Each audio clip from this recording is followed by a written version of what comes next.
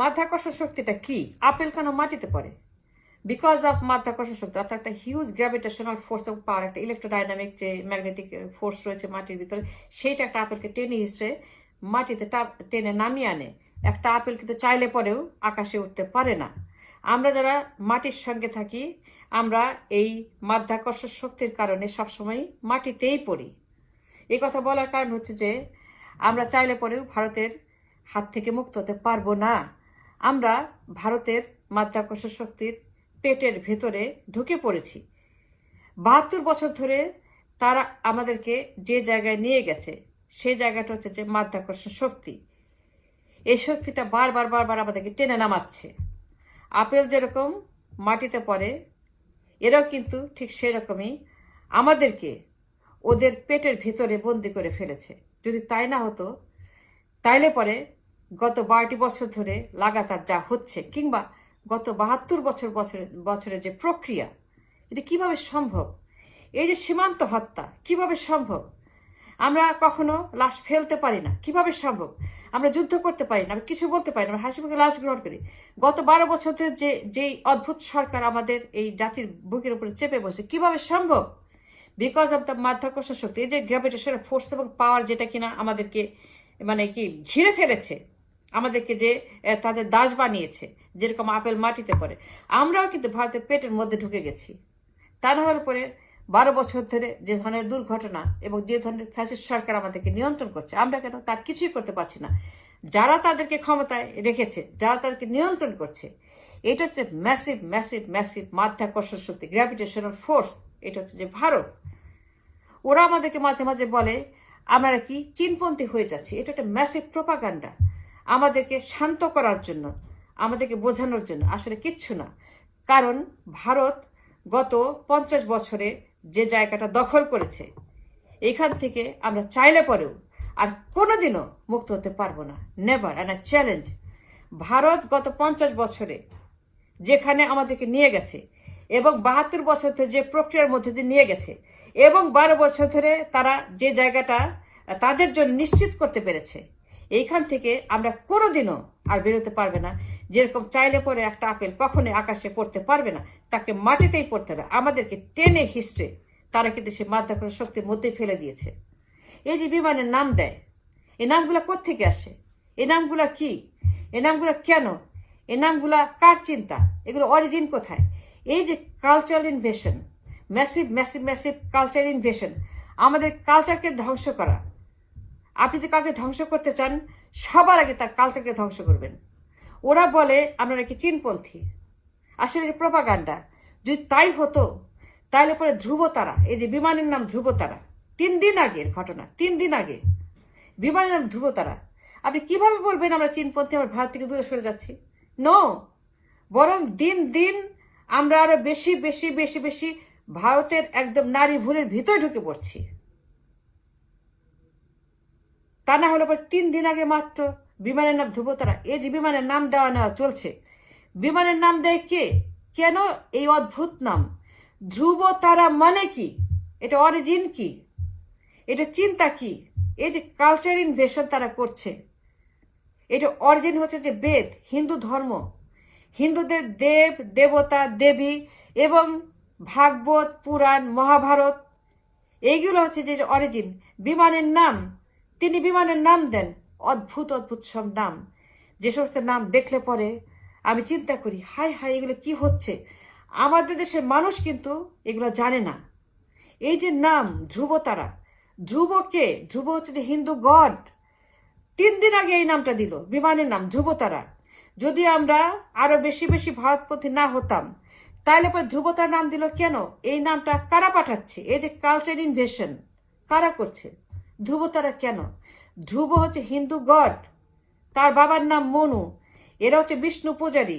বিষ্ণু হচ্ছে যে অরিজিনাল হিন্দু দেবতা। এটা বৈদিক স্ক্রিপচার এবং কালচার। আরেকটা বিমানের নাম মেঘদূত। এটা কি? মেঘদূত হচ্ছে যে মহাকবি পণ্ডিত কালিদাস, তিনি একটা মহাকাব্যগ্রন্থ লিখেছেন সংস্কৃতে। এইটা হচ্ছে হিন্দু স্ক্রিপচারের সবচেয়ে দেব দেবতা, এদেরকে নিয়ে একটা একটা এনরিচড মহাকাব্য, এটার নাম মেঘদূত। এইটা আমাদের বিমানের কোনো নাম হতে পারে না। মেঘদূত আমাদের দেশকে রিপ্রেজেন্ট করতে পারে না। এটা একটা হিন্দু স্ক্রিপচার, হিন্দু গ্রন্থ থেকে নেওয়া একটা কাল্পনিক কাহিনীকে পণ্ডিত কবি কালিদাস তিনি একটা সুন্দর কাব্যগ্রন্থ লিখেছেন, কিন্তু এটা আমাদের কোনো রকম রিপ্রেজেন্টেশন হতে পারে না। আমাদের রয়েছে বিষাদ সিন্ধু, মীর মোশাররফ হোসেন। চিন্তা করে দেখেন, মীর মোশাররফ হোসেন তিনি রয়েছেন, তার কাব্যগ্রন্থে বিষাদ সিন্ধু রয়েছে। যদি হতেই হয়, কোনো মহাকাব্যের নাম যদি দিতেই হয়, তাহলে পরে বিষাদ সিন্ধু। যদি কোনো মহাকাব্যগ্রন্থের নাম দিতেই হয়, আমাদের বিমানের শরীরে লেখা থাকবে কোনো কাব্যগ্রন্থ, হতে হবে বিষাদ সিন্ধু, মীর মোশাররফ হোসেন যার লেখক। তাইলে পরে এটা কেমনে হইল, কেন হইল, কারা এটা করতেছে, এটা আপনি চিন্তা করবেন না? তারপর দেখেন আরো দুইটা বিমানের নাম, হংসরাজ এবং রাজহংস। হংসরাজ এবং রাজহংস দুইটা বিমানের নাম। এগুলো অরিজিনটা কোথায়? বেদ। হংস, হংস, হংস, হংস, হাঁস, হংস, হংসরাজ, হাঁস। এখানে হাঁস দেয় নাই, রাজহাঁস দেয় নাই, দিয়েছে হংসরাজ, হংসরাজ। তার মানে কি? এটা বেদ, অরিজিন বেদ। হংসরাজ। আরো একটা আছে, এটা রিপ্রেজেন্ট করে হিন্দু গডেস সরস্বতী, তার বাহন হাঁস। হাঁস হচ্ছে সরস্বতীর বাহন। হংসরাজ এটা 100% একটা বৈদিক স্ক্রিপচার থেকে নেওয়া। রাজহংস, এখানেও দেখেন যে এটা উল্টায় দিচ্ছে, রাজহংস। দুইটা জাহাজের নাম, হংসরাজ এবং রাজহংস। একটা হিন্দু গডেস, একটা সংস্কৃত ওয়ার্ড, একটা হিন্দি ওয়ার্ড। এখানে বাংলার কোনো মানে দেখা সাক্ষাৎ নাই। তাইলে পরে রাষ্ট্রভাষা উর্দু হইলে পরে আপনার আমার কি অসুবিধা ছিল বলেন আমাকে? 52তে রাষ্ট্রভাষা উর্দু হইলে পরে আপনার কোনো অসুবিধা ছিল? এখন রাজহংস আর হংসরাজ যদি বিমানের নাম হইতে পারে, তাইলে পরে রাষ্ট্রভাষা উর্দু হবে না কেন? আমি জাস্ট বলতেছি, আপনাকে জিজ্ঞেস করতেছি, আমাকে বলেন। রাজহংস এবং হংসরাজ, মেঘদূত এবং ধ্রুবতারা যদি বিমানের নাম হইতে পারে, বৈদিক রিলিজিয়ন যদি হিন্দুদের ধর্মগ্রন্থ আমাদের বিমানের নাম হইতে পারে, তাহলে রাষ্ট্রভাষা উর্দু হইলে পরে অন্তত বলতে পারতাম তা তো মুসলমান। এরপরে আসেন আকাশ প্রদীপ। আকাশ প্রদীপ হচ্ছে যে বৈদিক, এটা বেদ থেকে নেওয়া। আকাশ প্রদীপ একটা বৈদিক নাম। রাঙা প্রভাত, এটার অরিজিন হচ্ছে বেদ, রাঙ্গা এবং প্রভাত, সমস্ত তন্ত্রমন্ত্র। রাঙা প্রভাত বৈদিক, হিন্দু স্ক্রিপচার, হিন্দু দেবদেবী। তারপরে আসেন এখানে অরুণ আলো। অরুণ হচ্ছে যে একটা সংস্কৃত ওয়ার্ড। অরুণ হচ্ছে যে 100% সংস্কৃত একটা ওয়ার্ড, ভোকাবুলারি। তাহলে রাষ্ট্রভাষা উর্দু হইতে অসুবিধা কি? অরুণ যদি আমাদের বিমানের নাম হইতে পারে, এটা একটা হিন্দু তন্ত্রমন্ত্র। অরুণ একটা হিন্দু গড, অরুণ একটা হিন্দু গডের নাম। সূর্য, সূর্য হচ্ছে যে অরুণ, সূর্য দেবতা। তারপরে আসেন ময়ূরপঙ্খী, ময়ূর, কাক, এই সমস্ত শব্দগুলো হচ্ছে যে 100% সংস্কৃত। ময়ূর এবং কাক, এটার কোনো হিন্দি নাই, কোনো বাংলা নাই, এটা পিওর অ্যান্ড সিম্পল একটা সংস্কৃত শব্দ। আমাদের ভোকাবুলারির 40% হচ্ছে যে সংস্কৃত। এখন পর্যন্ত আমাদের ভোকাবুলারির 40% শব্দ ভোকাবুলারি হচ্ছে যে সংস্কৃত। কিন্তু যখন এটা ন্যাশনাল ইন্টারেস্টকে রিপ্রেজেন্ট করবে, তখন আমাদেরকে কেয়ারফুলি এগুলোকে বাদ দিতে হবে, যেন কোনো বৈদিক শব্দ আমাদের ন্যাশনাল মনুমেন্টে যাইতে না পারে। সেখানে ময়ূরপঙ্খী দুইটাই হচ্ছে যে সংস্কৃত শব্দ, হিন্দি এবং সংস্কৃতি মিশ্রিত একটি শব্দ ময়ূরপঙ্খী। এটা কিভাবে বিমানে গেল? এটা কিভাবে বিমানে গেল? আপনি কখনো জিজ্ঞেস করেছেন, জানতে চেয়েছেন এগুলো কারা এক্সপোর্ট করছে? যে cultural intervention, cultural invasion, massive massive massive cultural export করতেছে তাদের কালচারকে আমাদের সমস্ত জাতীয় প্রতিষ্ঠানে। কখনো চিন্তা করে দেখেছেন এই শব্দগুলো, এই কথাগুলো আমি যেগুলো বলছি? যে বিমানের নাম ধ্রুবতারা, মেঘদূত, রাজহংস, হংসরাজ, রাঙা প্রভাত, অরুণ আলো, কিভাবে সম্ভব? ময়ূরপঙ্খী। আবার আসেন এখানে পালকি। পালকি হচ্ছে যে একটা হিন্দি শব্দ, এটা বাংলা শব্দ না। এটার অরিজিন হচ্ছে যে পালঙ্ক। হিন্দু দেবদেবতার জন্য যে পালঙ্কের ব্যবহার ছিল বৈদিক যুগে, বৈদিক স্ক্রিপচারে পালঙ্কের অস্তিত্ব রয়েছে। হিন্দু দেবদেবতারা পালঙ্কে শুয়ে থাকতো। ভগবান শ্রীকৃষ্ণ পালঙ্কে তিনি শুয়ে থাকতেন।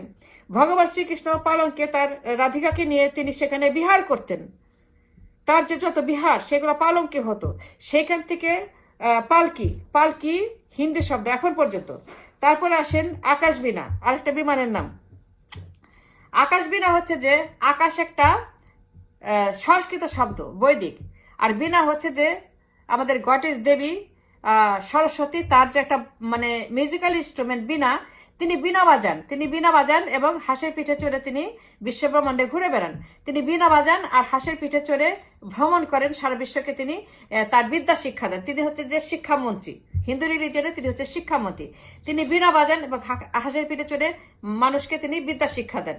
তো এই যে বীণার ব্যবহার বৈদিক রিলিজনে, সেটা মা সরস্বতীর মাধ্যমে সেটা উঠেছে আমাদের বিমানের গাড়ি। এখন আপনি আমাকে বোঝান হাউ দিস ইজ পসিবল।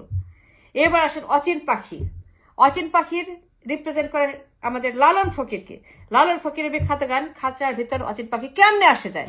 তার মানে একটা মানব ধর্ম, মানবতাবাদ ঠিক আছে, কিন্তু সেটা রিপ্রেজেন্ট করছে একজন লালনকে, যিনি কিনা হিন্দু অরিজিন। এবং অচিন পাখি নামে অনেক কাব্যগ্রন্থ লেখা হয়েছে ভারতে। অনেক লেখক, হিন্দু লেখক, তারা অচিন পাখি নামে বই লিখেছেন। আমি কোনো বৈষম্য চাচ্ছি না, আমি কোনো বায়াস নই, আমি কোনো সাম্প্রদায়িক নই, but when it comes to my national interest, যখন আমার মুসলিম জাতীয়তাবাদ কিংবা মুসলিম রিলিজিয়ন কিংবা মুসলিম যা কিছু আছে সে সেন্টিমেন্টকে যদি আমি মানে ধারণ করতে চাই, তা সবার আগে আমাকে এইগুলোকে আইসোলেট করতে হবে এবং বোঝাতে হবে যে আসলে এই নামগুলা আমাদের বিমানে যাবে না, এগুলোকে বাদ দিতে হবে। এখানে অচিন পাখি এটা আমাদের বৈদিক অরিজিন। তারপর আসে সোনার তরী, আর একটা বিমানের নাম সোনার তরী। এখানে আমার ভয়ঙ্কর রকমের আপত্তি আছে। আমাদের জাতীয় কবি রয়েছে কাজী নজরুল ইসলাম, সোনার তরী রবীন্দ্রনাথের গান, রবীন্দ্রনাথের কাব্যগ্রন্থ, কালচারাল অ্যানিমেশন। এই যে একটা ভয়ঙ্কর রকমের রবীন্দ্র ক্রস ফায়ারে পড়ে আমরা ধ্বংস হয়ে যাচ্ছি মাধ্যাকর্ষণ শক্তির কাছে। সোনার তরী আমাদের বিমান নাম। কে পাঠালো, কারা পাঠালো, কখন পাঠালো, কি উদ্দেশ্যে পাঠালো, কারা আমাদেরকে কালচারালি ইনভেড করছে, কোন মাধ্যাকর্ষণ শক্তি আমাদেরকে কালচারালি ইনভেড করে তাদের বলয়ে ঢুকিয়ে ফেলছে, যেন আমরা সারা জীবন আপেলের মতো তাদের বুকের উপরে আশ্রে পড়তেই থাকি। কেন আমাদের কাজী নজরুল ইসলাম নাই, তার কাব্যগ্রন্থ নাই, সঞ্চয়িতা নাই, তার গান নাই, তার বই নাই, তার কাব্যগ্রন্থ নাই, তার নাটক নাই? তাহলে পরে কেন সোনার তরী, কেন মেঘদূত, কেন ধ্রুবতারা, কেন রাজহংস, কেন অরুণ আলো, কেন বিষাদ সিন্ধু নয়, কেন সঞ্চয়িতা নয়, কেন কবি নজরুল নয়, কেন মীর মোশাররফ হোসেন নয়, কেন লক্ষাধিক প্রপার্টির থেকে কারো নাম নয়, কেন মা ফাতেমা নয়, কেন মা আয়েশা নয়, কেন সেখানে আমাদের হিন্দু স্ক্রিপচার থেকে নাম এনে বিমানে দিতে হচ্ছে? এইটার পেছনে কি ধরনের মাধ্যাকর্ষণ শক্তির কাজ করছে? এই যে আমরা যে আপল হয়ে গেছি, এই যে আমরা একটা আপল, 18 কোটি আপল, আমরা কিন্তু এই মাধ্যাকর্ষণ শক্তির পেটের ভিতরে ঢুকে গেছি। And thanks for watching.